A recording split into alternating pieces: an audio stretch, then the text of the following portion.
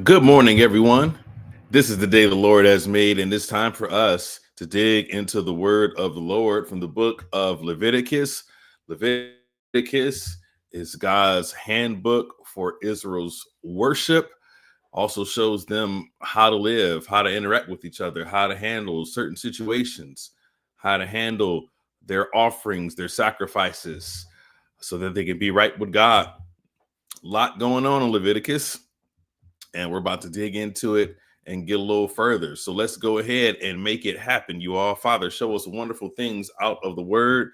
Thank God for all of you that are watching online, YouTube, Instagram, TikTok, everywhere where souls are. People are watching. All right, let's dig into it. And the Lord said to Moses, the following instructions are for those seeking ceremonial purification from a skin disease. Those who have been healed must be brought to the priest, who will examine them at a place outside the camp. If the priest finds that someone has been healed of a serious skin disease, he will perform a purification ceremony using 2 live birds that are ceremonially clean, a stick of cedar, some scarlet yarn, and a hyssop branch. The priest will order that 1 bird be slaughtered over a clay pot filled with fresh water. He will take the live bird, the cedar stick, the scarlet yarn, and the hyssop branch and dip them into the blood of the bird that was slaughtered over the fresh water.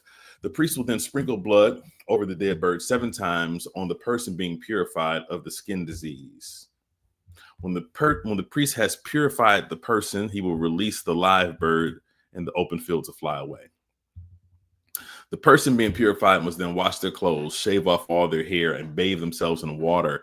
Then they will be ceremonially clean and may return to the camp. However, they must remain outside their tents for 7 days. On the day, they must again shave all the hair from their heads, including the hair of the beards and eyebrows. They must also wash their clothes and bathe themselves in water, and then they will be ceremonially clean. On the 8th day, each person being purified must bring 2 male lambs and a 1-year-old female lamb with no defects, along with the grain offering of 6 quarts of choice flour moistened with olive oil and a cup of olive oil. Then the officiating priest will present that person for purification, along with the offerings before the Lord at the entrance of the tabernacle. The priest will take one of the male lambs and the olive oil and present them as a guilt offering, lifting them up as a special offering before the Lord. Then he will slaughter the male lamb in the sacred area where sin offerings and burnt offerings are slaughtered. As with the sin offerings, the guilt offering belongs to the priest. It is a most holy offering. The priest will then take some of the blood of the guilt offering and apply it to the lobe of the right ear, the thumb of the right hand, and the big toe of the right foot of the person being purified. Then the priest will pour some of the olive oil into the palm of his own left hand. He will dip his right finger into the oil in his palm and sprinkle some of it with his finger 7 times before the Lord. The priest will then apply some of the oil in his palm over the blood from the guilt offering that is on the lobe of the right ear, the thumb of the right hand, and the big toe of the right foot of the person being purified.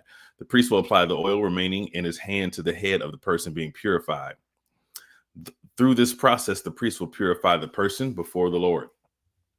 Then the priest must present the sin offering to purify the person who was cured of the skin disease. After that, the priest will slaughter the burnt offering and offer it on the altar along with the grain offering. Through this process, the priest will purify the person who was healed, and the person will be ceremonially clean. But anyone who is too poor and cannot afford these offerings may bring 1 male lamb for a guilt offering to be lifted up. Let's see here. Got distracted here.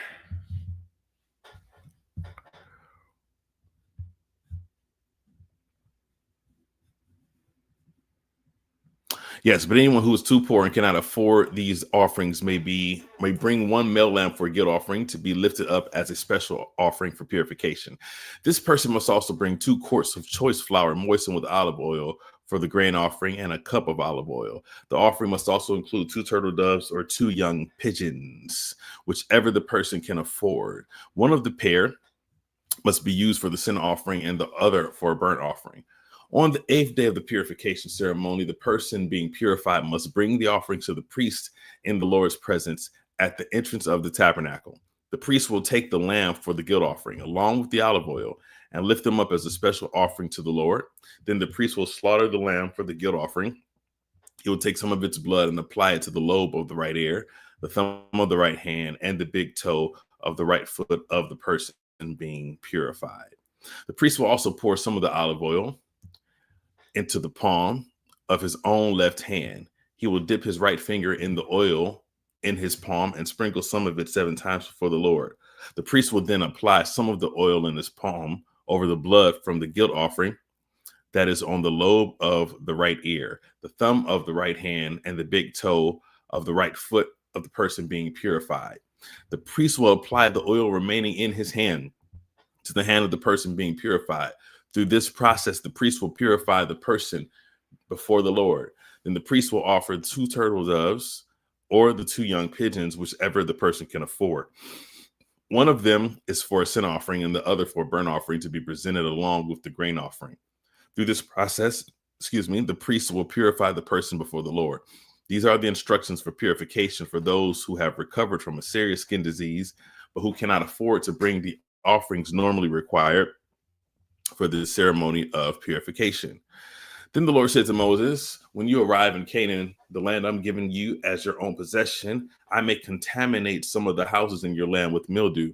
The owner of such a house must then go to the priest and say, it appears that my house has some kind of mildew. Before the priest goes in to inspect the house, he must have the house empty so nothing inside will be pronounced ceremonially unclean. Then the priest will go in and examine the mildew on the walls.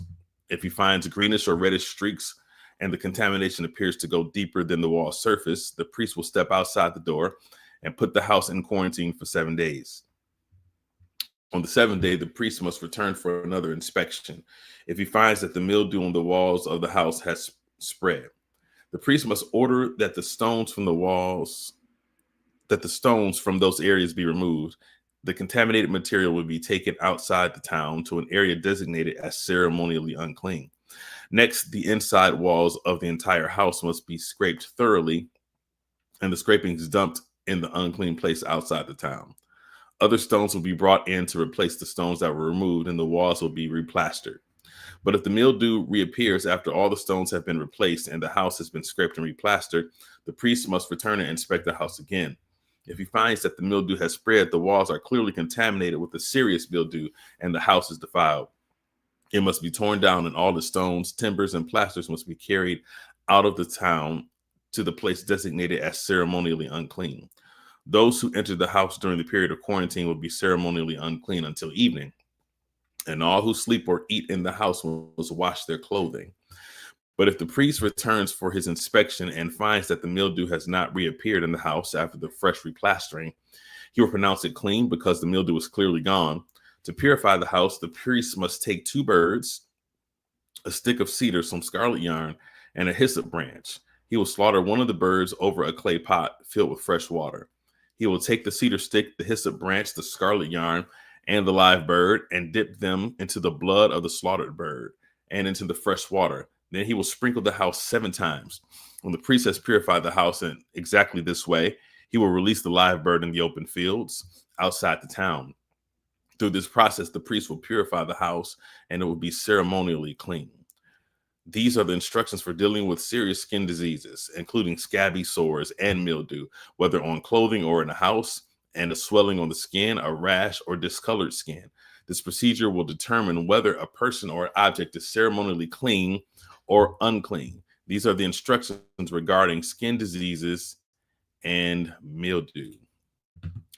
Leviticus 15. Let's go ahead and throw a little music on.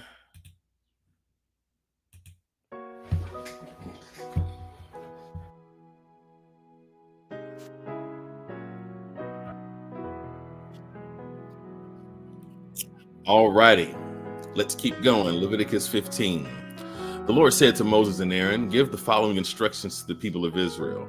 Any man who has a bodily discharge is ceremonially unclean.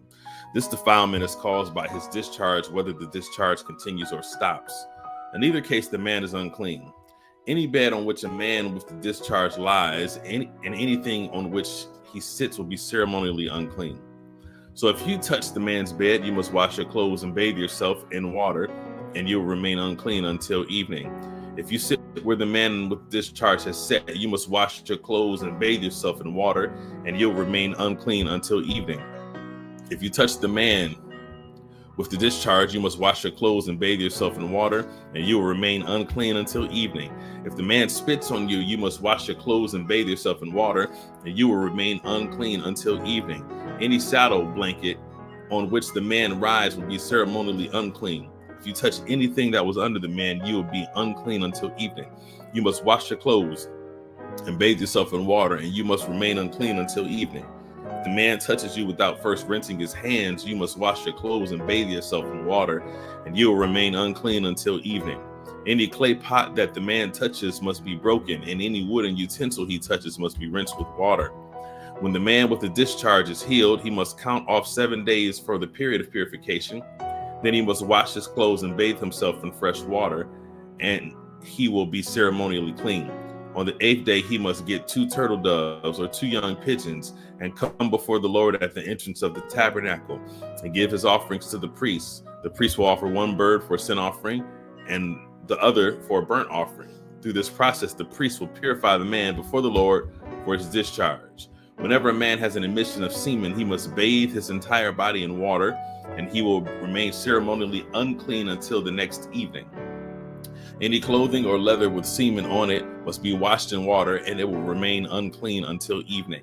After a man and a woman have sexual intercourse, they must each bathe in water, and they will remain unclean until the next evening. Whenever a woman has her menstrual period, she will be ceremonially unclean for 7 days. Anyone who touches her during that time will be unclean until evening.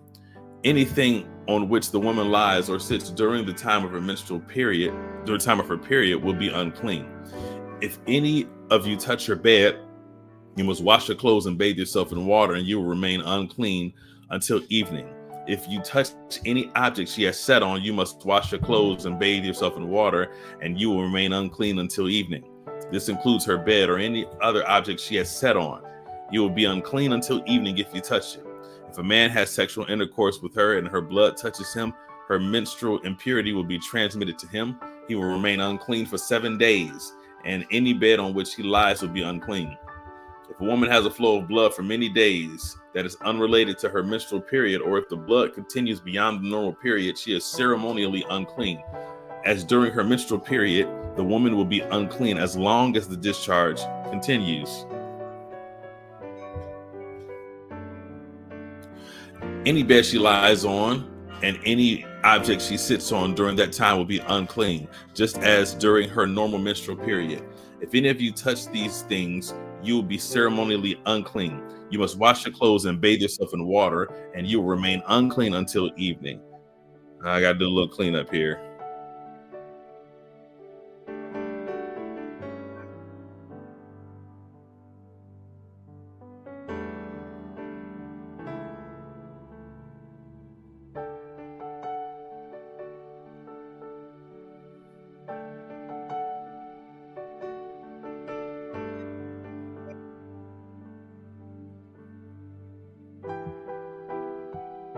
Alrighty, we're good. When the woman's bleeding stops, she must count off 7 days, then she will be ceremonially clean. On the 8th day, she must bring 2 turtle doves or 2 young pigeons and present them to the priest at the entrance of the tabernacle. The priest will offer one for a sin offering and the other for a burnt offering.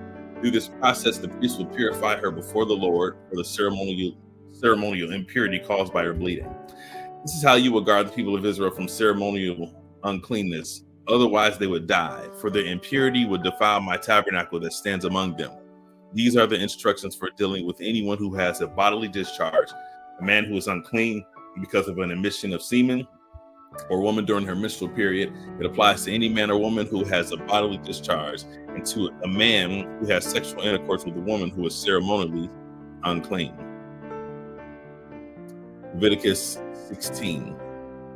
The Lord spoke to Moses after the death of Aaron's 2 sons who died after they entered the Lord's presence and burned the wrong kind of fire before him. The Lord said to Moses, "Warn your brother Aaron not to enter the most holy place behind the inner curtain whenever he chooses.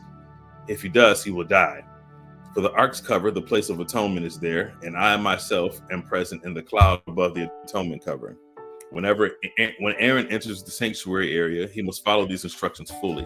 He must bring a young bull for a sin offering and a ram for a burnt offering. He must put on his linen tunic and the linen garments worn next to his body. He must tie the linen sash around his waist and put the linen turban on his head. These are sacred garments, so he must bathe himself in water before he puts them on. Aaron must take from the community of Israel 2 male goats for a sin offering and a ram for a burnt offering. Aaron will present his own bull as a sin offering to purify himself and his family, making them right with the Lord. Then he must take the 2 male goats and present them to the Lord at the entrance of the tabernacle. He is to cast sacred lots to determine which goat will be reserved as an offering to the Lord and which will carry the sins of the people to the wilderness of Azazel.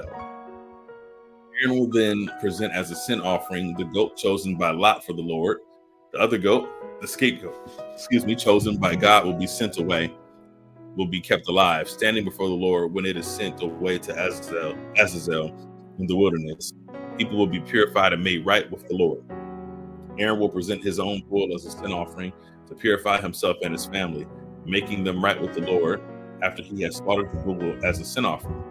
He will fill an incense burner with coals from the altar that will stand before the Lord. He will then take 2 handfuls of fragrant powdered incense and will carry the burner and the incense behind the inner curtain. There in the Lord's presence, he will put the incense on the burning coals so that a cloud of incense will rise over the ark's cover, the place of atonement that rests on the ark of the covenant. If he follows these instructions, he will not die. Then he must take some of the blood of the bull, dip his finger in it, and sprinkle it on the east side of the atonement cover. He must sprinkle blood 7 times with his finger in front of the atonement cover. Then Aaron must slaughter the first goat as a sin offering for the people and carry its blood behind the inner curtain. There he will sprinkle the goat's blood over the atonement cover and in front of it, just as he did with the bull's blood. Through this process, he will purify the most holy place, and he will do the same for the entire tabernacle because of the defiling sin and rebellion of the Israelites. No one else is allowed inside the tabernacle when Aaron enters it for the purification ceremony in the most holy place. No one may enter until he comes out again, after purifying himself, his family, and the congregation of Israel, making them right with the Lord. When Aaron will come out to purify the altar and stands before the Lord, he will do this by taking some of the blood from the bull and the goat and putting it on each of the horns of the altar. Then he must sprinkle the blood with his finger 7 times over the altar. In this way, he will cleanse it from Israel's defilement and make it holy. When Aaron has finished purifying the most holy place and the tabernacle and the altar, he must present the live goat. He will lay both of his hands on the goat's head and confess over it all the wickedness, rebellion, and sins of the people of Israel. In this way, he will transfer the people's sins to the head of the goat. Then a man specifically chosen for the task will drive the goat into the wilderness. As the goat goes into the wilderness, it will carry all the people's sins upon itself into a desolate land. It's powerful.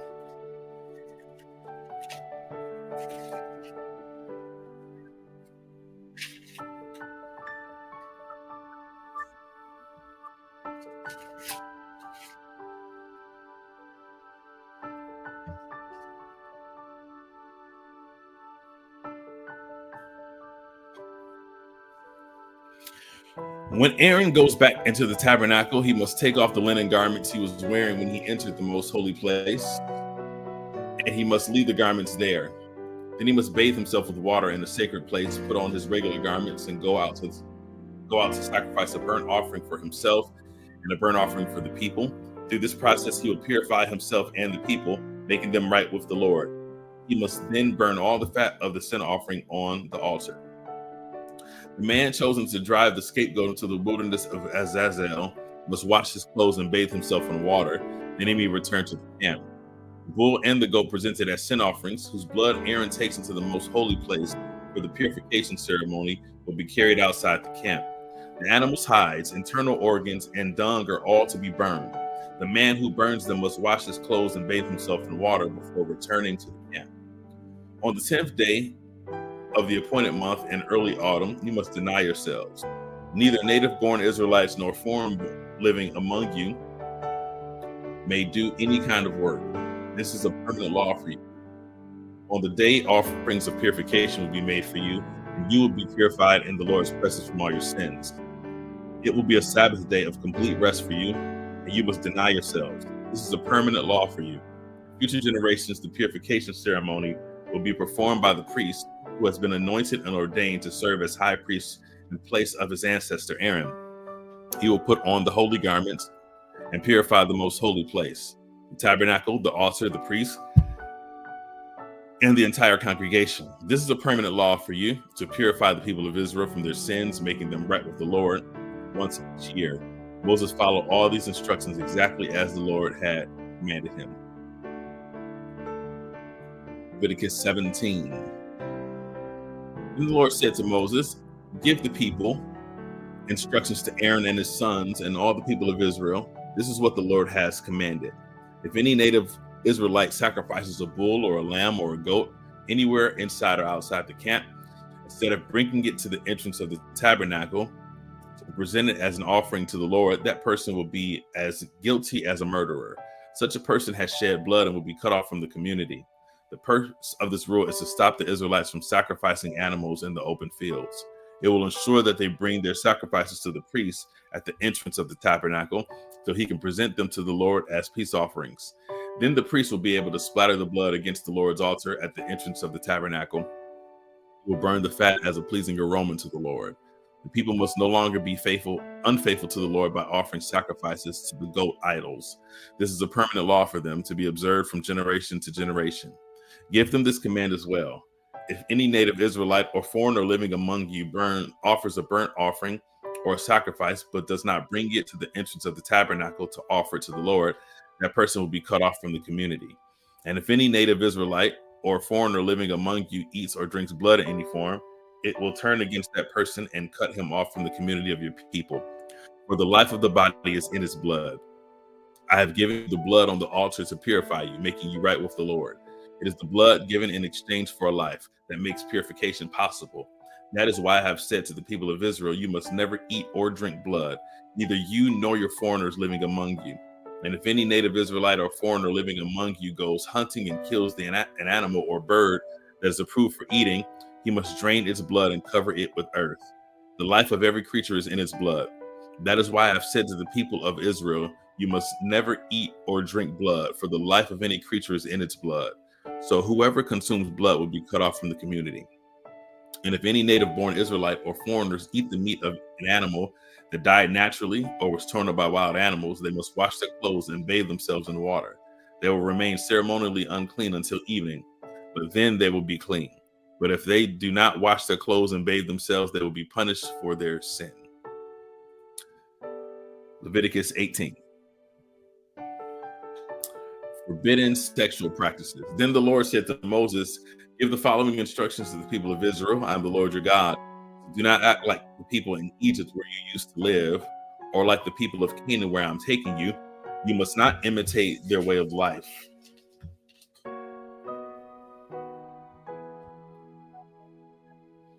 You must obey my regulations and be careful to obey my decrees, for I am the Lord your God. If you obey my decrees and my regulations, you will find life through them. I am the Lord. You must never have sexual relations with a close relative, for I am the Lord. Do not violate your father by having sexual relations with your mother.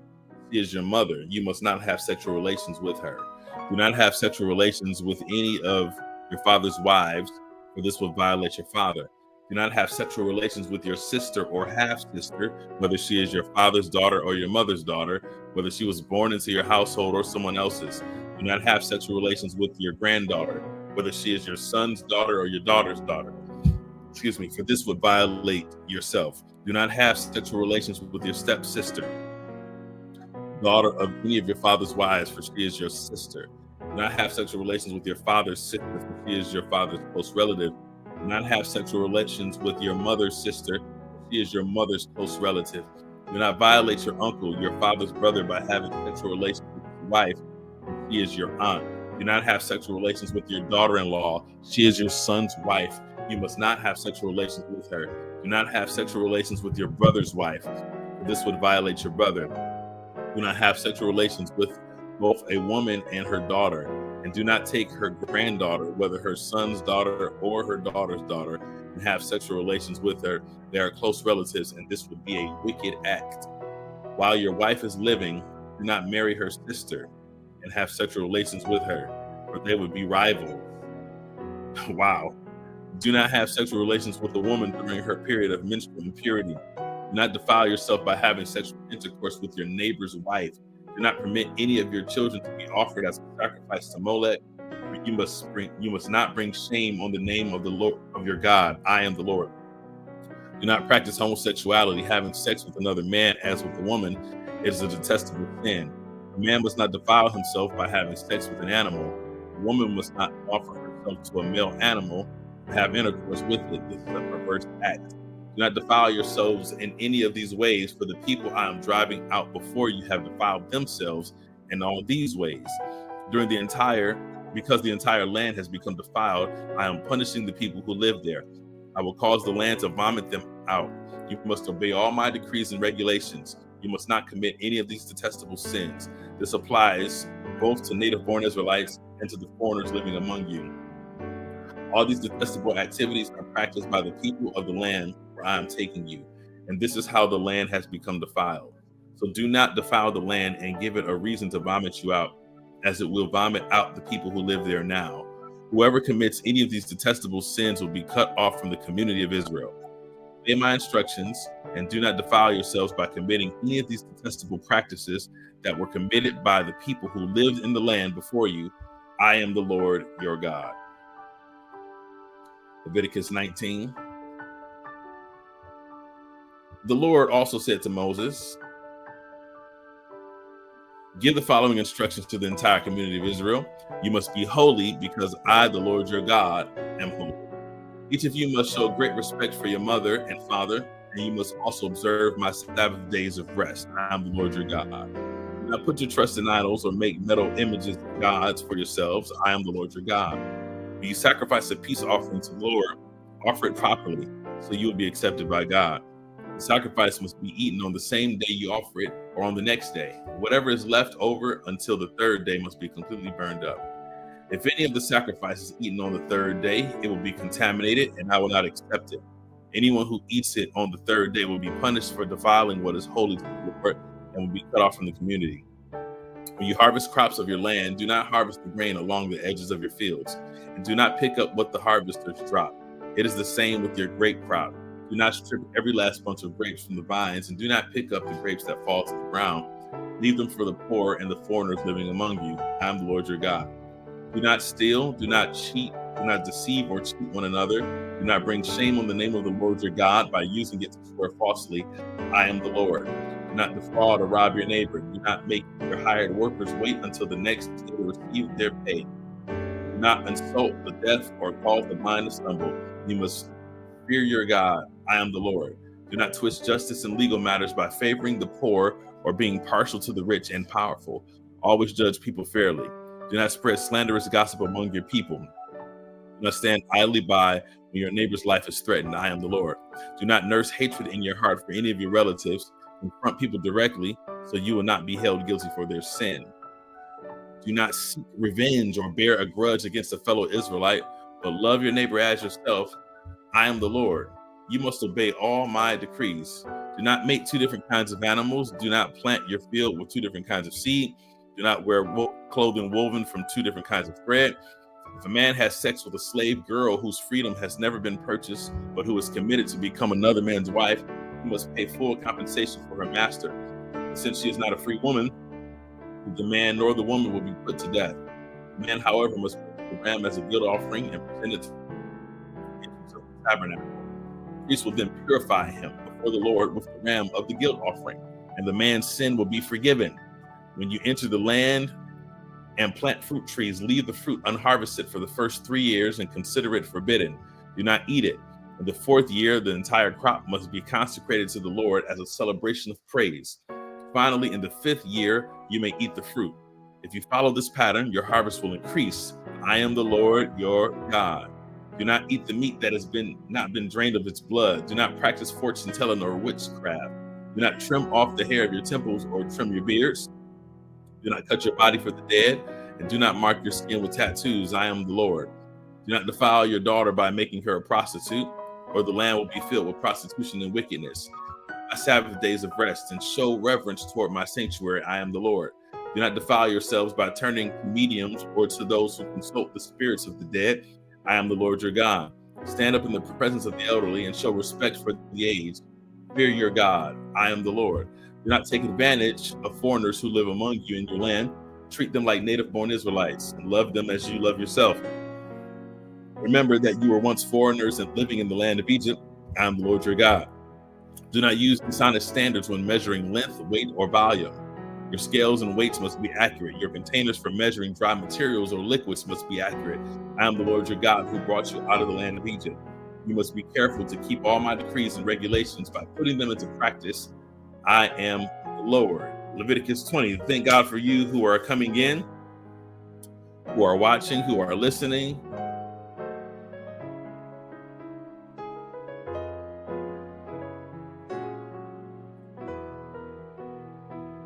Thank you for dropping in the comments that you're watching. God bless you all. Let's keep going. Leviticus chapter 20. Which said to Moses, give the people of Israel these instructions which apply both to native Israelites and to the foreigners living in Israel. If any of them offer their children as a sacrifice to Molech, they must be put to death. People of the community must stone them to death. I myself will turn against them and cut them off from the community, because they have defiled my sanctuary and brought shame on my holy name by offering their children to Molech. And if the people of the community ignore those who offer their children to Molech and refuse to execute them, I myself will turn against them and their families and will cut them off from the community.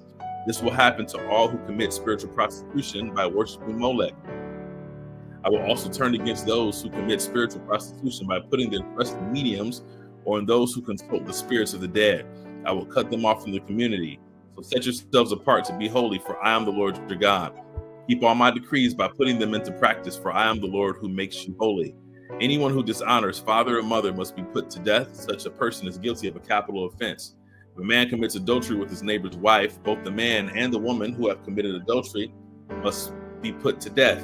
If a man violates his father by having sex with one of his father's wives, both the man and the woman must be put to death, for they are guilty of a capital offense. If a man has sex with his daughter-in-law, both must be put to death. They have committed a perverse act and are guilty of a capital offense. If a man practices homosexuality, having sex with another man as with a woman, both men have committed a detestable act. They must both be put to death, for they are guilty of a capital offense. If a man marries both the woman and her mother, he has committed a wicked act. The man and both women must be burned to death to wipe out such wickedness from among you. If a man has sex with an animal, he must be put to death, and the animal must be killed. If a woman presents herself to a male animal to have intercourse with it, and she and the animal must both be put to death. You must kill both, for they are guilty of a capital offense.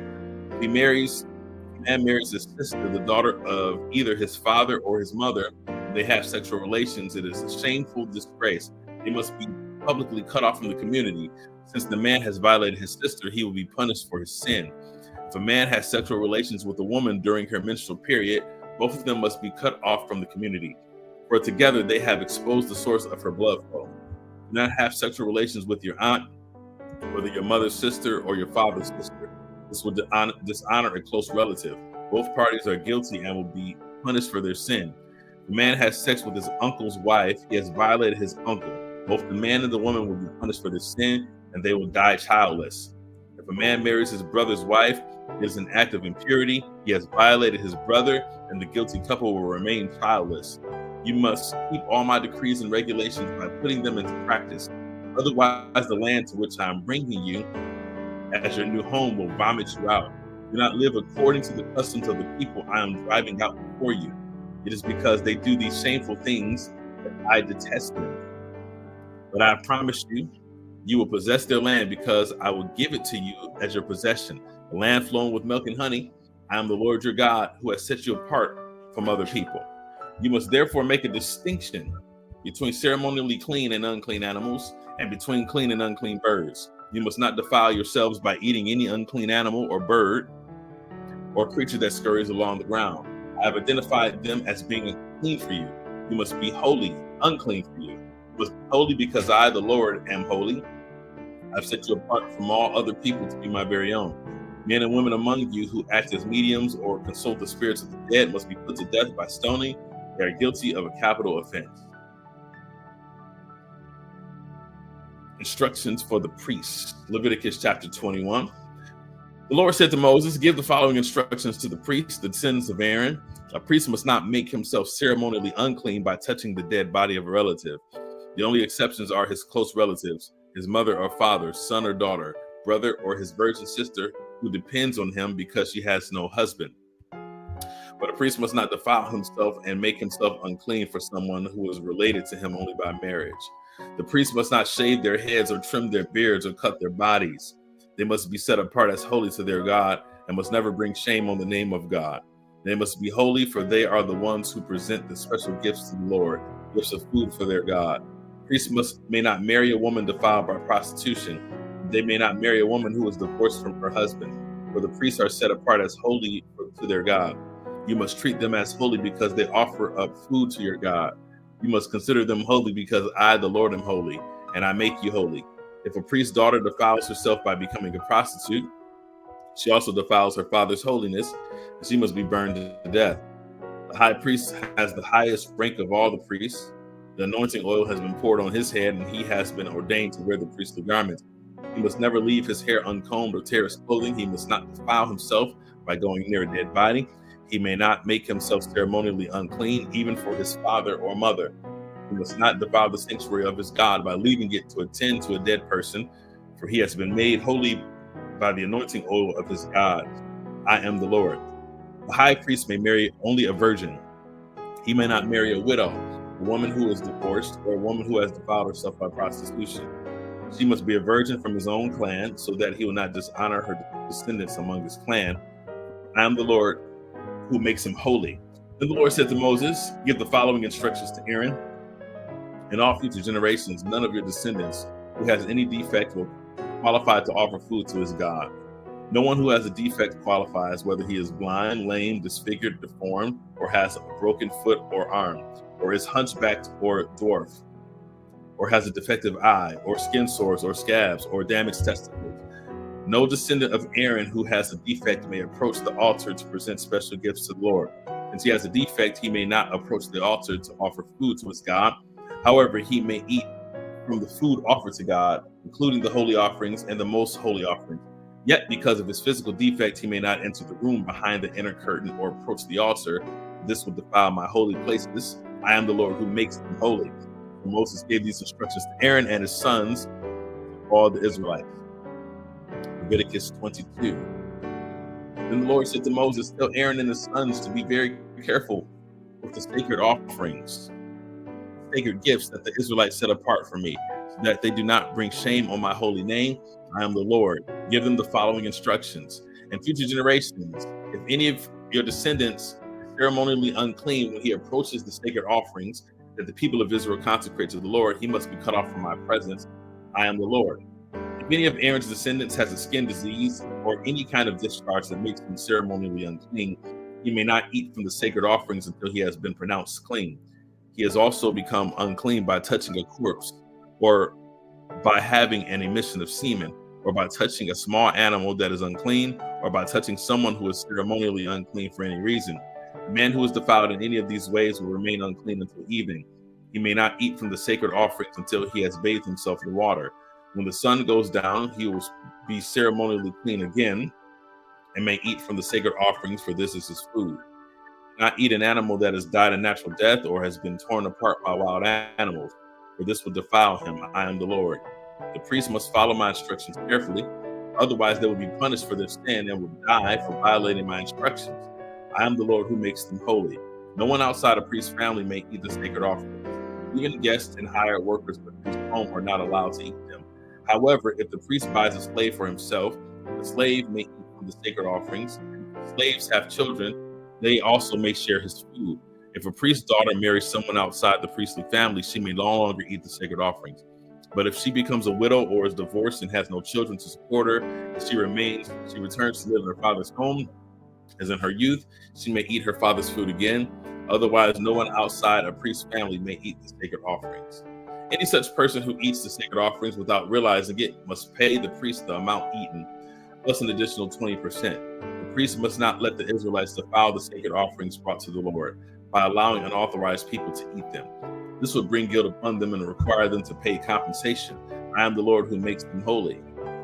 And the Lord said to Moses, give Aaron and his sons and all the Israelites these instructions, which apply both to native Israelites and to the foreigners living among you. If you present an offering as a burnt offering to the Lord, if you present a gift as a burnt offering to the Lord, whether it is to fulfill a vow or is a voluntary offering, you will be accepted only if your offering is a male animal with no defects. It may be a bull, a ram, a male goat, or a male goat. Do not present an animal with defects because the Lord will not accept it on your behalf. If you present a peace offering to the Lord from the herd of the flock, whether it is to fulfill a vow or is a voluntary offering, you must offer a perfect animal. It may have no defect of any kind. You must not offer an animal that is blind, crippled, or injured, or that has a wart, a skin sore, or scabs. Such animals must never be offered on the altar as special gifts to the Lord. The bull or lamb has a leg that is too short, too long, or too short. It may be offered as a voluntary offering, but it may not be offered to fulfill a vow. If an animal has damaged testicles or is castrated, you may not offer it to the Lord. You must never do this in your own land. You must not accept such an animal from foreigners and then offer it as a sacrifice to your God, for such animals will not be accepted on your behalf, for they are mutilated or defective. And the Lord said to Moses, when a calf or a lamb or goat is born, it must be left with its mother for 7 days. From the 8th day on, it will be acceptable as a gift to the Lord. But you must not slaughter a mother animal and her offspring on the same day, whether from the herd or the flock. When you bring a thanksgiving offering to the Lord, sacrifice it properly so you will be accepted. Eat the entire sacrificial animal on the day it is presented. Do not leave any of it until the next morning. I am the Lord. You must faithfully keep all my commands by putting them into practice, for I am the Lord. Do not bring shame on my holy name, for I will display my holiness among the people of Israel. I am the Lord who makes you holy. It was I who rescued you from the land of Egypt, that I might be your God. I am the Lord. Our penultimate chapter for the day, Leviticus chapter 23. The Lord said to Moses, give the following instructions to the people of Israel. These are the Lord's appointed festivals, which you are to proclaim as official days for holy assembly. Like that word.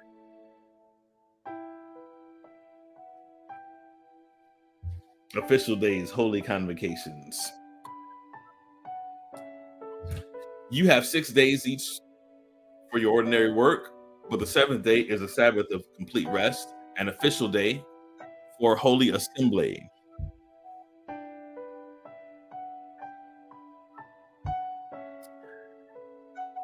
It is the Lord's Sabbath and must be observed where you live. In addition to the Sabbath, these are the Lord's appointed festivals. The official days for holy assembly are to be celebrated at their proper times each year. The Lord's Passover begins at sundown on the 14th day of the month. On the next day, the 15th day of the month, you must begin celebrating the festival of unleavened bread. This festival to the Lord continues for 7 days. During that time, the bread you eat must be made without yeast. On the first day of the festival, all the people must stop their ordinary work and observe an official day for holy assembly. For 7 days, you must present special gifts to the Lord. On the 7th day, the people must again stop all their ordinary work to observe an official day for a holy assembly. Then the Lord said to Moses, give the following instructions to the people of Israel. When you enter the land I'm giving you and harvest its first crops, bring the priest a bundle of grain for the first cutting of your grain harvest. On the day after the Sabbath, the priest will lift it up before the Lord, so it may be accepted on your behalf. On the same day, you must sacrifice the 1-year-old male lamb with no defects as a burnt offering to the Lord. With it, you must present a grain offering consisting of 4 quarts of choice flour moistened with olive oil. It will be a special gift, a pleasing aroma to the Lord. You must also offer 1 quart of wine as a liquid offering. Do not eat any bread or roasted grain or fresh kernels on the day that you bring this offering to your God. This is a permanent law for you, and it must be observed from generation to generation wherever you live. From the day after the Sabbath, the day you bring a bundle of grain to be lifted up as a special offering, count off 7 full weeks. Keep counting until the day after the 7th Sabbath, 50 days later. Then present an offering of new grain to the Lord. From wherever you live, bring 2 loaves of bread to be lifted up before the Lord as a special offering. Make these loaves from 4 quarts of choice flour and bake them with yeast. They will be an offering to the Lord from the first of your crops, along with bread. Present 7 one-year-old male lambs with no defects, 1 young bull, and 2 rams as burnt offerings to the Lord. These burnt offerings, together with grain offerings and liquid offerings, will be a special gift, pleasing aroma to the Lord. Then you must offer 1 male goat as a sin offering and 2 one-year-old male lambs as a peace offering. The priest will lift up the 2 lambs as a special offering to the Lord, together with the loaves representing the first of your crops. These offerings, which are holy to the Lord, belong to the priest. That same day will be proclaimed an official day for a holy assembly, a day on which you do no ordinary work. This is the permanent law for you, and it must be observed from generation to generation wherever you live. When you harvest the crops of your land, do not harvest the grain along the edges of your field. Do not pick up what the harvesters drop. Leave it to the poor and foreigners living among you. I am the Lord your God. The Lord said to Moses, give the following instructions to the people of Israel. On the first day of the appointed month in early autumn, you are to observe a day of complete rest. It will be an official day for a holy assembly, a day commemorated with loud blasts of a trumpet. You must do no ordinary work on that day. Instead, you are to present special gifts to the Lord. Then the Lord said to Moses, be careful to celebrate the Day of Atonement on the 10th day of the same month, 9 days after the Festival of Trumpets. You must observe it as an official day for holy assembly, a day to deny yourselves and present special gifts to the Lord. Do no work during that entire day, because it is a day of atonement, when offerings of purification are made for you, making you right with the Lord your God. All who do not deny themselves that day will be cut off from God's people, and I will destroy anyone among you who does any work on that day. You must not do any work at all. This is a permanent law for you and must be observed from generation to generation wherever you live. This will be a Sabbath day of complete rest for you, and on that day you must deny yourselves. This day of rest will begin at sundown on the 9th day of the month and extend until sundown on the 10th day. And the Lord said to Moses, give the following instructions to the people of Israel. Begin celebrating the Festival of Shelters on the 15th day of the appointed month, 5 days after the Day of Atonement. This festival to the Lord will last for 7 days. On the first day of the festival, you must proclaim an official day for holy assembly. You do no ordinary work. For 7 days, you must present special gifts to the Lord. The 8th day is another holy day on which you present your special gifts to the Lord. This will be a solemn occasion, and no ordinary work may be done that day. These are the Lord's appointed festivals. Celebrate them each year as official days for holy assembly by presenting special gifts to the Lord: burnt offerings, grain offerings, sacrifices, and liquid offerings, each on its proper day. These festivals must be observed in addition to the Lord's regular Sabbath days, and the offerings are in addition to your personal gifts, the offerings you give to fulfill your vows, and the voluntary offerings you present to the Lord. Remember that this 7-day festival to the Lord, the Festival of Shelters, begins on the 15th day of the appointed month. After you have harvested all the produce of the land, the first day and the 8th day of the festival will be days of complete rest. On the first day, gather branches from magnificent trees, palm fronds, boughs from leafy trees, and willows that grow by the streams. Then celebrate with joy before the Lord your God 7 days. You must observe this festival to the Lord for 7 days every year. This is a permanent law for you, and it must be observed in the appointed month. From generation to generation, for 7 days you must live outside in little shelters. All native-born Israelites must live in shelters. This will remind each new generation of Israelites that I made their ancestors live in shelters when I rescued them from the land of Egypt. I am the Lord your God. So Moses gave the Israelites these instructions regarding the annual festivals of the Lord.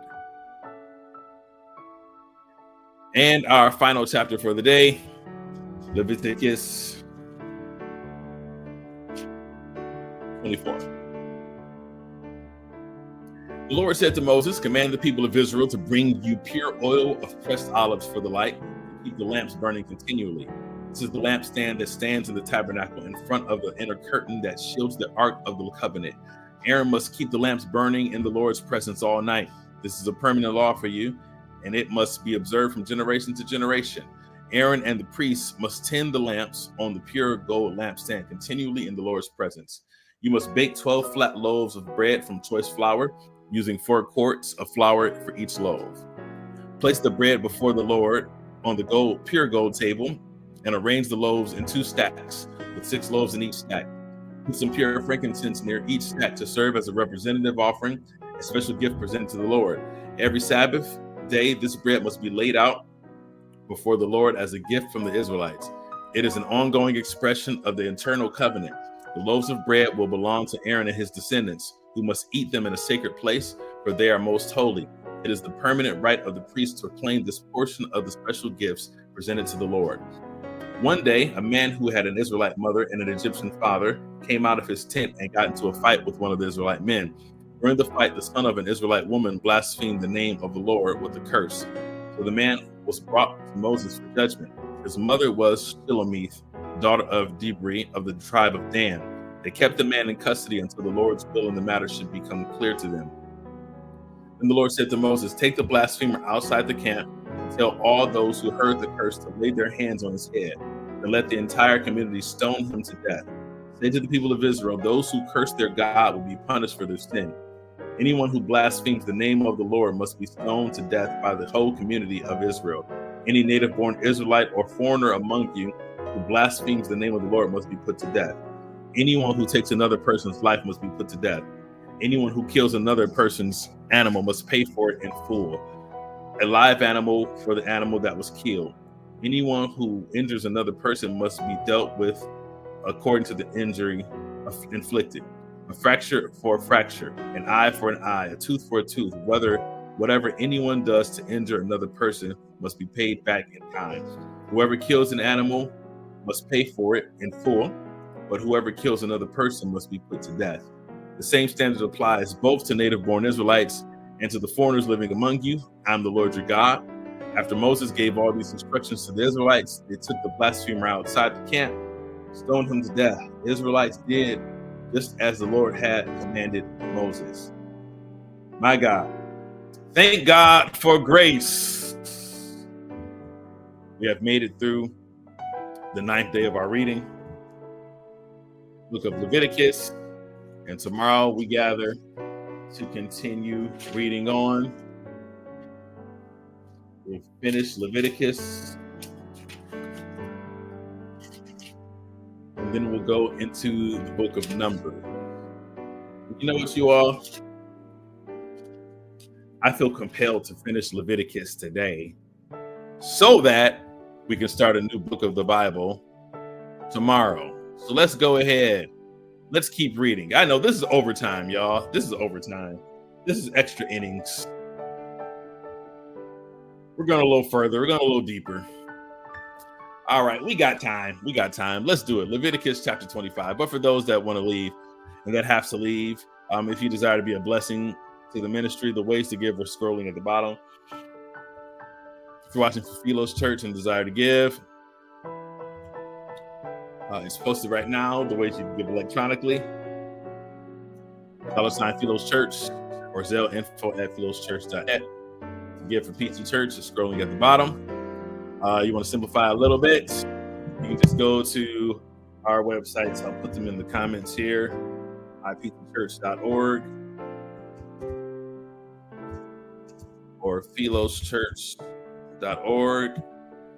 You can give in that manner.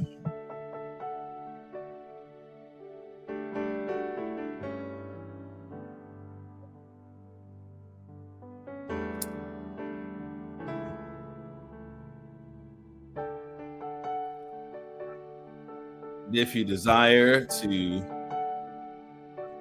be a blessing to me directly, then my cash app is $K Brooks. So thank you. Nothing is required, no pressure. Just an opportunity for those that desire to do it. All righty. Water.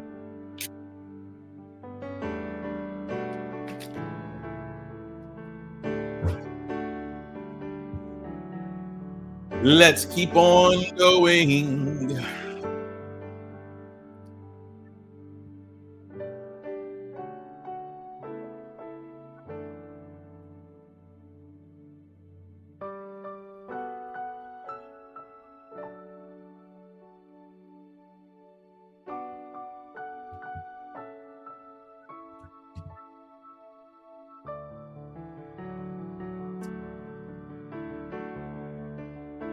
All right, chapter 25 of Leviticus.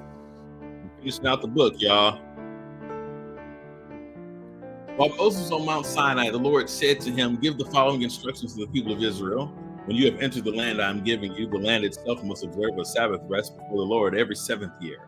For 6 years you may plant your fields and prune your vineyards and harvest your crops. But during the seventh year, the land must have a Sabbath year of complete rest. It is the Lord's Sabbath. Do not plant your fields or prune your vineyards during that year, and don't store away the crops that grow on their own or gather the grapes from your unpruned vines. The land must have a year of complete rest, but you may eat whatever the land produces on its own during its Sabbath. This applies to you, your male and female servants, your hired workers, and the temporary residents who live with you. Your livestock and wild animals in your land will also be allowed to eat what the land produces. In addition, you must count off 7 Sabbath years, 7 sets of 7 years, adding up to 49 years in all. Then on the Day of Atonement in the 50th year, blow the ram's horn, loud and long throughout the land. Set this year apart as holy. Time to proclaim freedom throughout the land for all who live there.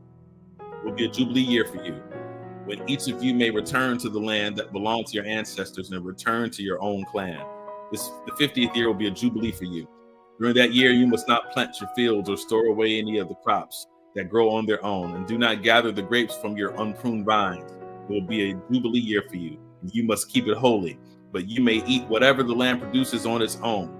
In the year of Jubilee, each of you may return to the land that belonged to your ancestors. When you make an agreement with your neighbor to buy or sell property, you must not take advantage of each other. When you buy land from your neighbor, the price you pay must be based on the numbers of the years since the last Jubilee. The seller must set the price by taking into account the number of years remaining until the next Jubilee, year of Jubilee. The more years until the next Jubilee, the higher the price. The fewer years, the lower the price. After all, the person selling the land is actually selling you a certain number of harvests. Show your fear of God by not taking advantage of each other. I am the Lord your God. If you want to live securely in the land, follow my decrees and obey my regulations. Then the land will yield large crops, and you will eat your fill and live securely in it. But you might ask, what will we eat during the 7th year, since we are not allowed to plant or harvest crops that year? Be assured that I will send my blessing for you in the 6th year, so the land will produce a crop large enough for 3 years. When you plant your fields in the 8th year, you will start eating from the large crop of the 6th year. In fact, you will still be eating from that large crop when the new crop is harvested in the 9th year. I like that.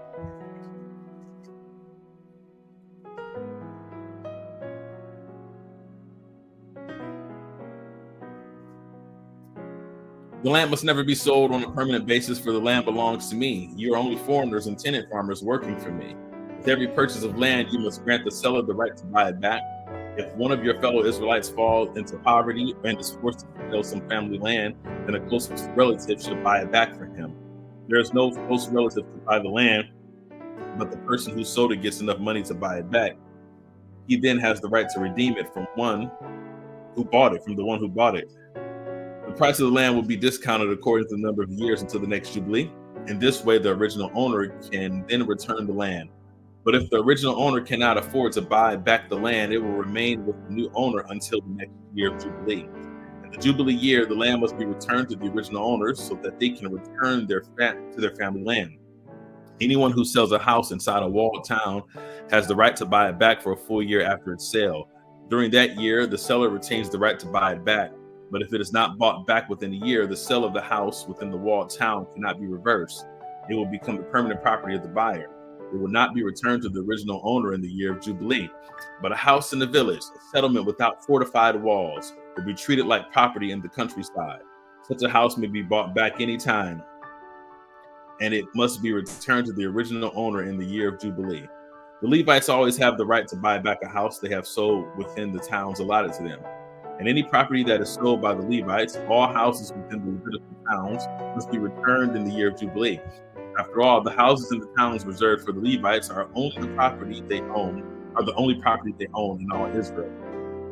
The open pasture land around the Levitical towns may never be sold. It is their permanent possession.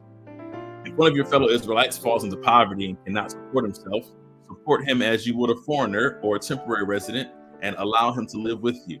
Do not charge interest or make a profit at his expense. Instead, show your fear of God by letting him live with you as your relative. Remember, do not charge interest on the money you lend him or make a profit on the food you sell him. I am the Lord your God who brought you out of the land of Egypt to give you the land of Canaan and to be your God. If one of your fellow Israelites falls into poverty and is forced to sell himself to you, do not treat him as a slave. Treat him instead as a hired worker or as a temporary resident who lives with you, and he will serve you only until the year of Jubilee. At that time, he and his children will no longer be obligated to you, and they will return to their clans and go back to the land originally allotted to their ancestors. The people of Israel are my servants whom I brought out of the land of Egypt, but they must never be sold as slaves. Show your fear of God by not treating them harshly. However, you may purchase male and female slaves from among the nations around you. You may also purchase the children of temporary residents who live among you, including those who have been born in your land. You may treat them as your property, passing them on to your children as a permanent inheritance. You may treat them as slaves, but you must never treat your fellow Israelites this way. Suppose a foreigner or a temporary resident becomes rich while living among you. If any of your fellow Israelites falls into poverty and are forced to sell themselves to such a foreigner or to a member of his family, they will still retain the right to be bought back. Even after they have been purchased, they may be bought back by a brother, an uncle, or a cousin. In fact, anyone from the extended family may buy them back. They may also redeem themselves if they have prospered. They will negotiate the price of their freedom with the person who bought them. The price will be based on the number of years from the time they were sold until the next year of Jubilee, whatever it would cost to hire a worker from that period of time. If many years still remain until the Jubilee, they will repay the proper proportion of what they received when they sold themselves. If only a few years remain until the year of Jubilee, they will repay a small amount for their redemption. The foreigner must treat them as workers hired on a yearly basis. You must not allow a foreigner to treat any of your fellow Israelites harshly. If any Israelites have not been bought back by the time of the year of Jubilee arrives, they and their children must be set free at that time. For the people of Israel belong to me. They are my servants, whom I brought out of the land of Egypt. I am the Lord your God. All right. Our new penultimate chapter, Leviticus 26. Do not make idols or set up carved images or sacred pillars or sculptured stones in your land so you may worship them. I am the Lord your God. You must keep my Sabbath days of rest and show reverence for my sanctuary. I am the Lord. If you follow my decrees and are careful to obey my commands, I will send you seasonal rains. The land will then yield its crops, and the trees of the field will produce their fruit. Your threshing season will overlap with grape harvest, and your grape harvest will overlap with the season of planting grain. You will eat your fill and live securely in your own land. I will give you peace in the land, and you will be able to sleep with no cause for fear. I will rid the land of wild animals and keep your enemies out of your land. In fact, you will chase down your enemies and slaughter them with your swords. 5 of you will chase 100, and 100 of you will chase 10,000. All your enemies will fall beneath your sword. I will look favorably upon you, making you fertile and multiplying your people, and I will fulfill my covenant with you. You will have such a surplus of crops that you will need to clear out the old grain to make room for the new harvest. I will live among you, and I will not despise you. I will walk among you. I will be your God, and you will be my people. I am the Lord your God, who brought you out of the land of Egypt, so you would no longer be their slaves. I broke the yoke of slavery from your neck, so you can walk with your heads held high. Powerful.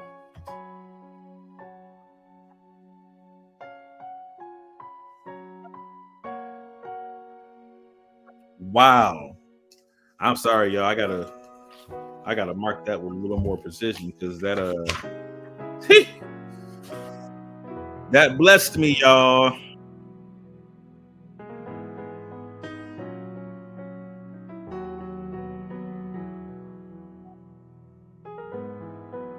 $13.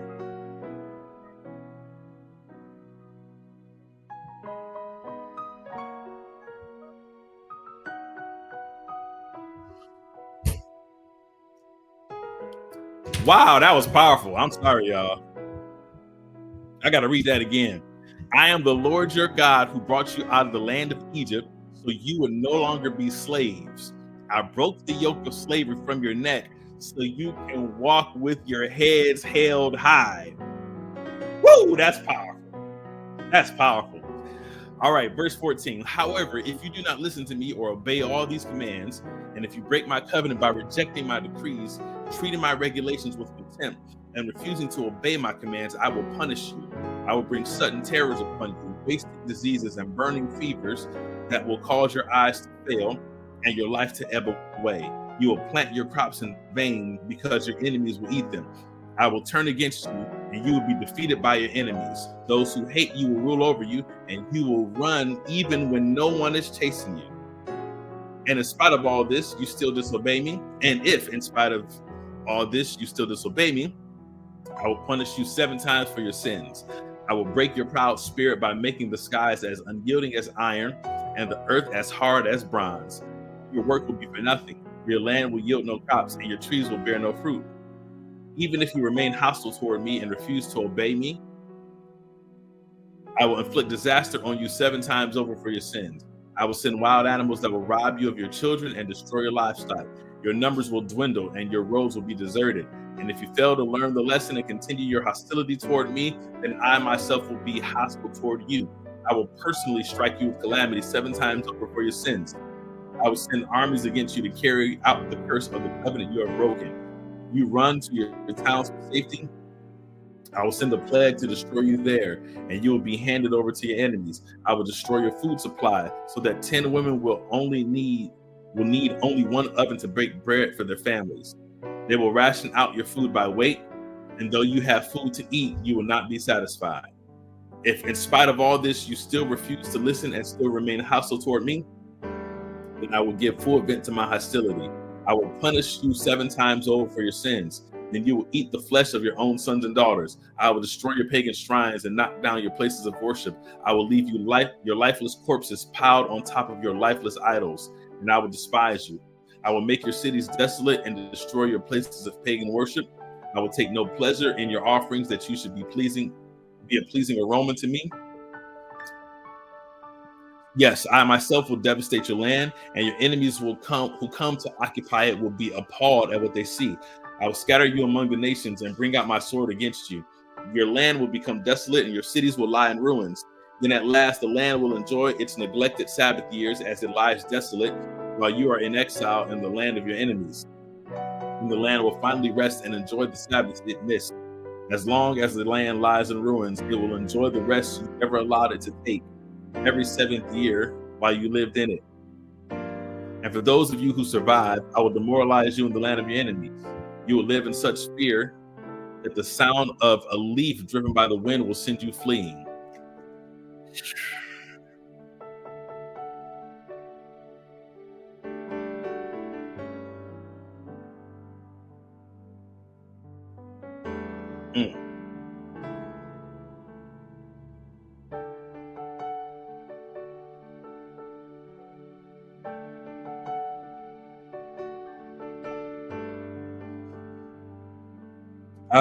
Thank God for the word.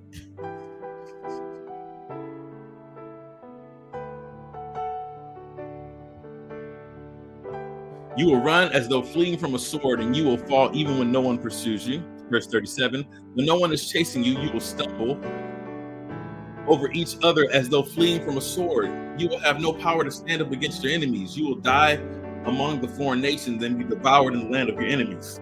Those of you who survive will waste away in your enemies' lands because of their sins and the sins of their ancestors. But at last, my people will confess their sins and the sins of their ancestors for betraying me and being hostile toward me. When I have turned their hostility back on them and brought them to the land of their enemies, then at last their stubborn hearts will be humbled and they will pay for their sins.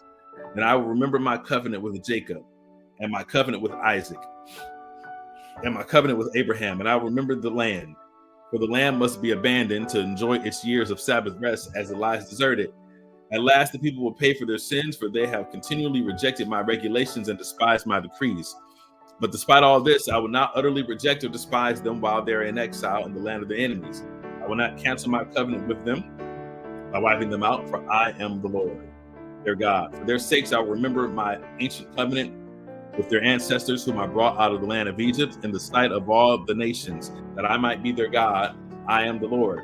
These are the decrees, regulations, and instructions that the Lord gave through Moses on Mount Sinai as evidence of the relationship between himself and the Israelites. And our final chapter, chapter 27. The Lord said to Moses, give the following instructions to the people of Israel. If anyone makes a special vow to dedicate someone to the Lord by paying the value of that person, here's the scale of values to be used. A man between the ages of 20 and 60 is valued at 50 shekels of silver, as measured by the sanctuary shekel.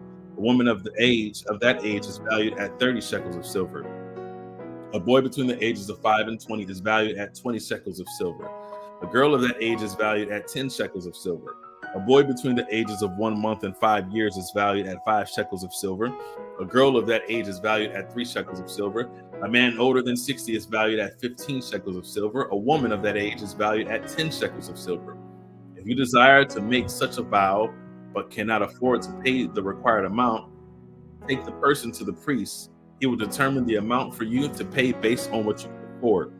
If your vow involves giving an animal that is acceptable as an offering to the Lord, any gift to the Lord will be considered holy. You may not exchange or substitute it for an animal, neither a good animal for a bad one, nor a bad animal for a good one. But if you do exchange one animal for another, then both the original animal and its substitute should be considered holy. If your vow involves an unclean animal, one that is not acceptable as an offering to the Lord, then you must bring the animal to the priest. He will assess its value, and his assessment will be final, whether high or low. If you want to buy back the animal, you must pay the value set by the priest plus 20%. If someone dedicates a house to the Lord, the priest will come to assess its value.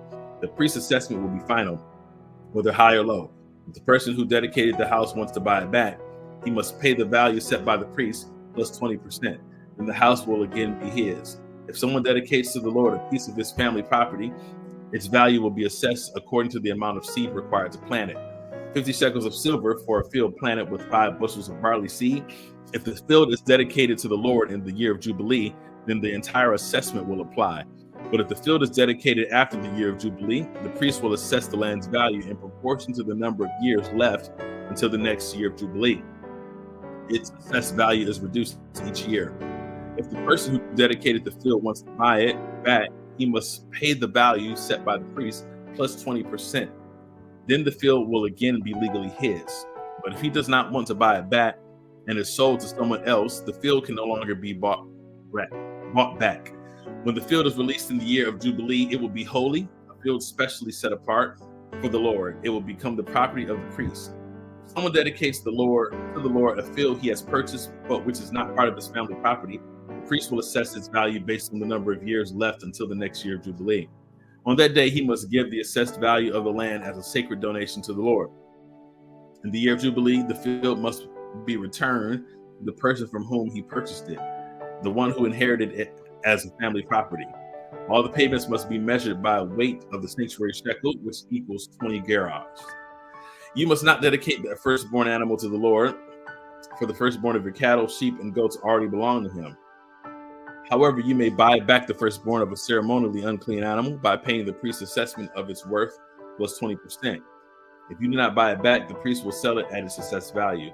However, anything specially set apart for the Lord, whether a person or an animal or family property, must never be sold or bought back. Anything devoted in this way which has been set apart as holy as it belongs to the Lord. No person specially set apart for destruction may be bought back. Such a person must be put to death. 1/10 of the produce of the land, whether grain from the fields or fruit from the fruit trees, belongs to the Lord, and it must be set apart as holy to him as holy. If you want to buy back the Lord's 10th of the grain or fruit, you must pay its value plus 20%. Count off every 10th animal from your herds and flocks and set them apart for the Lord as holy. You may not pick and choose between good and bad animals, and you may not substitute one for another. But if you exchange one animal for another, then both the original animal and the substitute will be considered holy and cannot be bought back. These are the commands that the Lord gave through Moses on Mount Sinai for the Israelites. And you all, we have completed the book of Leviticus, y'all. We have made it. I believe that deserves some applause. All righty, we'll be back tomorrow, 7:30 a.m. to continue this reading. Tomorrow's the last day of the week of our reading, and then we'll start back Monday through Friday. So thank you all so much for taking some time out to be a part of this live stream, and we'll see you tomorrow. Happy reading.